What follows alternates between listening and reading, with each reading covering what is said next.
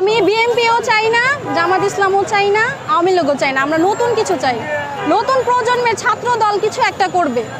ওরা যেহেতু 17 বছরের একজনরে করতে পারছে, দমন করতে পারছে, ওরা ভালো কিছু করবে।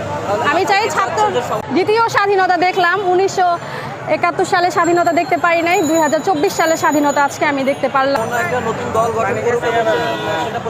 হ্যাঁ হ্যাঁ, এটা চাচ্ছি, এটা হোক, এটা ভালো কিছু হবে, এটা থেকে ভালো কিছু প্রত্যাশা করা যায় যে বাংলাদেশের আজকে দ্বিতীয় স্বাধীনতা দেখলাম, 1971 সালে স্বাধীনতা দেখতে পারি নাই, 2024 সালে স্বাধীনতা আজকে আমি দেখতে পারলাম। 1 মাস হলো আজকে।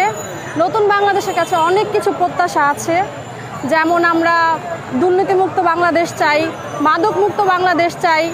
তারপর আমাদের আগে যেমন কথা বলার মতোই ছিল না, আমাদের অনেক ওপিনিয়ন আমরা দিতে পারতাম না, দ্বিতীয়বার চিন্তা করা লাগতো এটা বলবো নাকি। হাসিনার প্রেশার থাকতো সবসময়, এখন যেমন এটা নাই, যারে খুশি যা ইচ্ছা তাই বলতে পারি, চিন্তা ভাবনা নাই, বলা যায়। এটাই অনেক আনন্দিত যে দ্বিতীয় স্বাধীনতা আমরা পেয়েছি। আর বাংলাদেশকে কোথায় দেখতে চান? যেমন আমাদের আসিফ আছে, তারপর হচ্ছে নাহিদ আছে, ওরা কিন্তু অনেক কিছু করতেছে।